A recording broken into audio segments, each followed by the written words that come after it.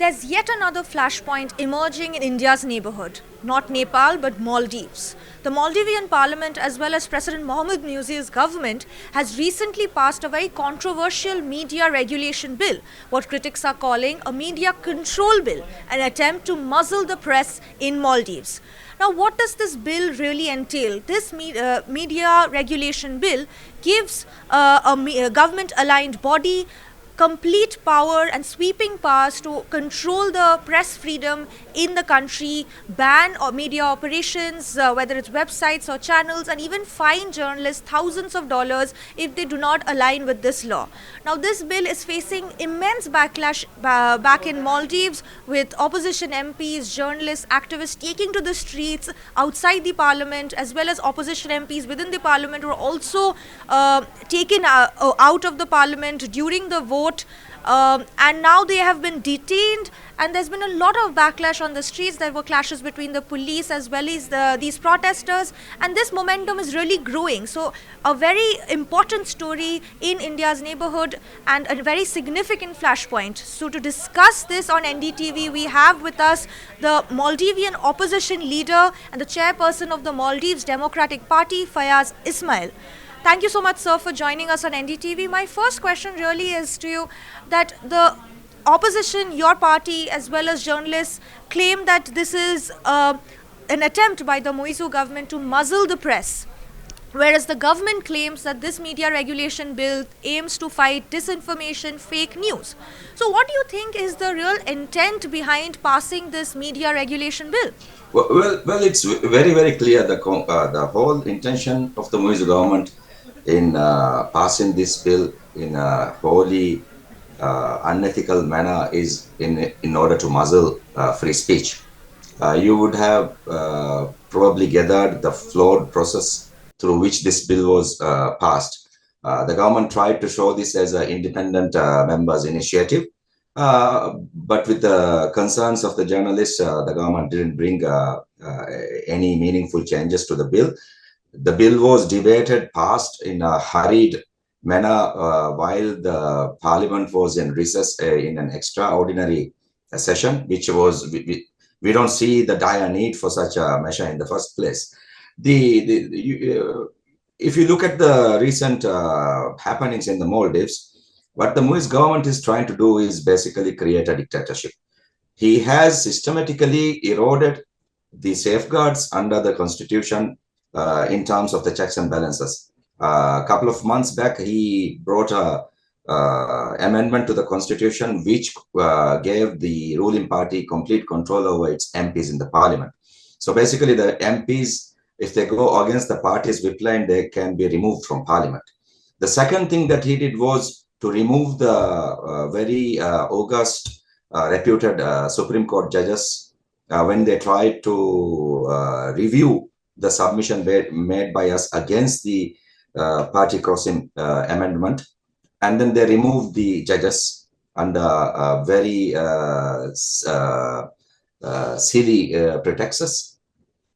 The third thing that he has done is basically try to muzzle the media.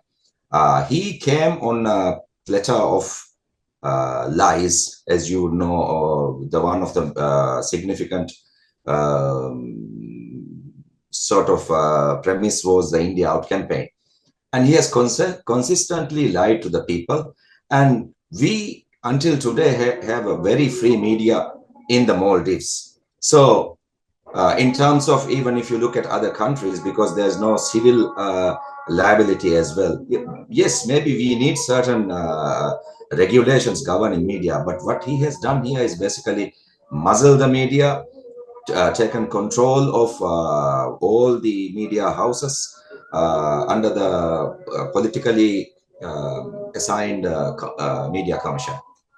Over the past 2 years, Maldives has seen an overhaul of various democratic institutions by the Muizzu government, and now we're seeing a crackdown on the media. Do you think these actions are, in a sense, going to roll back some of the reforms that were made in Maldives since 2008, and even lead to a Nepal-like situation where protests were able to topple the government there? Do you think a similar situation could take place here, which could topple the Muizzu government? All those ingredients in Nepal, Sri Lanka, Bangladesh, etc., exist in the Maldives currently. However, we are a very small community. We are a population of around 350,000 people. So that kind of protest movement is difficult in the Maldives. But this is a ticking time bomb. The government has gone out of its ways to portray that this bill does not hinder or restrict free speech, and especially for social media. But the bill very clearly includes social media also under the regulatory regime. Can it be toppled? I would say if the government continues down its current path of authoritarianism, and also coupled with the fact that the economy is doing very bad, people are having a very hard time. We may not see a situation like in Nepal or Bangladesh, but we are definitely going to see significant discontent and uprising. And I would say that Muizzu government, even though it thinks that it can, by controlling the levers of government, restrict the people, I don't think Maldivians will take that sitting down.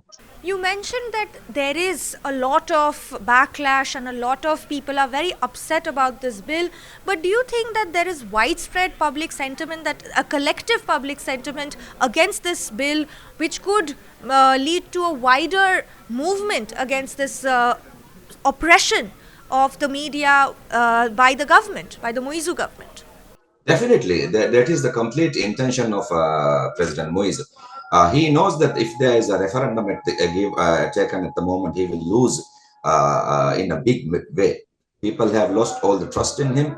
He's controlling the people through, in a very dire economic situation, through the largesse of the government by creating jobs through the state-owned companies, etc. That is the only thing basically keeping the people alive in a sense. The whole economy has collapsed. Our debt situation has escalated. He came on a premise that he will be able to tackle the difficult debt situation that we had, create a robust economy, etc., etc. And he also came on a platform that he will be very transparent, that he will give complete freedom to media and free speech. But all his actions through his control of parliament and the judiciary, we are now seeing is a complete backsliding to what we were 20 years back. And this is the last nail in the coffin, I would say, because at the end of the day, all these atrocities can only be brought out by when we have free speech and a free media. So it is very apparent his intention is to take Maldives down a path towards a complete dictatorial regime. The government claims that this bill was essentially to regulate the media sphere, to combat disinformation, misinformation, and fake news. But the law fails to clearly really define fake news. And do you think that this bill was required? Do you think that there are safeguards already in place in Maldives to combat misinformation? Or do you agree with the government that such reforms, such regulations were needed? I completely disagree with the government's position on this issue. Yes, there is a lot of disinformation. I think President Muizzu is the one who can really sort of believe that, because that is how he came into power, by creating a lot of misinformation. However, there are regulatory mechanisms in place to deal with that. What he has done is not at all needed at this time. And this is a backsliding of democracy and free speech. Nothing else. New Delhi, a crucial ally of Maldives, is keeping a close eye on the developments that are happening in Malé, and is quite concerned. So, what is your message as the leader of the opposition who's criticized this bill quite openly and is protesting against this bill? What is your message to a crucial and strategic ally like India? Well, we are seeing our allies actually coming out with their concerns on this bill. The US Embassy in Maldives has already publicly stated its concern. The UK Embassy has today come up with a statement on that. Several international organizations are calling Dr. Muizzu to repeal this, etc., etc. So, very rightly, India has a crucial interest in the Maldives. And Maldives has a crucial interest in India being involved in this, in ensuring that Maldives is secure, safe, stable, and democratic nation. And India being one of the significant democracies in the world, we would expect that India to play its role in ensuring that there is no backsliding in the democratic gains that we have made in the last 2 decades. And I am very sure that the Indian government will impress upon the current government to restrain itself in these matters. And I hope that the message will be given clearly. And that is our hope, that India will continue to play a role in the development of the Maldives, and especially in protecting the rights of the Maldivians in terms of its democratic development. Now, journalists are likely to appeal to the Supreme Court to help repeal this controversial media law. How do you think that this will go in the Supreme Court, given the fact that, as you mentioned, the Muizzu government did recently overhaul the Supreme Court, where various Supreme Court judges were also let go of? So what do you think is going to happen? Will the Supreme Court rule on the side of these journalists? No, I highly doubt that the Supreme Court will rule against the government. You would see that from the submission that we made regarding the constitutional amendment on the party, switching of party at the Supreme Court. The new Supreme Court has not taken that issue up, not made a judgment on that. Recently, there was an MP from PNC who, according to the current regulation, has already lost his seat because of judgmental debts. The Supreme Court has basically, they are sitting on that. So we do not see much hope from the Supreme Court, because at the end of the day, their job is completely dependent on the supermajority in Parliament. So unfortunately, we do not see strong judges standing up to these draconian authoritarian regimes. And that is something that we will need to change going forwards when we are back in power. We need to bring more checks and balances where these independent institutions are actually really independent from the ruling party and the majority in Parliament. But nevertheless, we will continue that process. My last question to you, Mr. Ismail, is that now that this media law is in effect, what is really the next step for the Maldivian Democratic Party and yourself, as well as the journalists and the activists who've been openly protesting against this bill? What is really the next step for Maldives?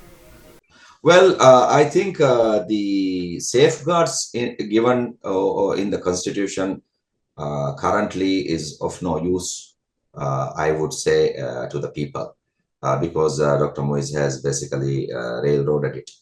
So what is left for us is to continue to protest, continue to take these matters up with the international partners inside the country, etc. And as the largest opposition party, and also the journalists have stated, we are not going to accept that bill. We are going to continue as usual, and it's up to the government to come up with draconian measures. But we are going to continue to protest. We are going to not only protest on the media bill, but the entire constitution which Muizzu is trying to derail. So we are calling for a significant protest on the 3rd of October. And I believe that there will be a lot of support for that. And this will be to basically call on the government to restrain itself, go back to the democratic road, and ensure that those gains are protected.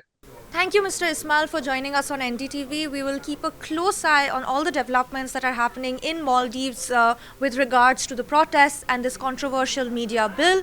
This is Dishha Bagchi for NDTV.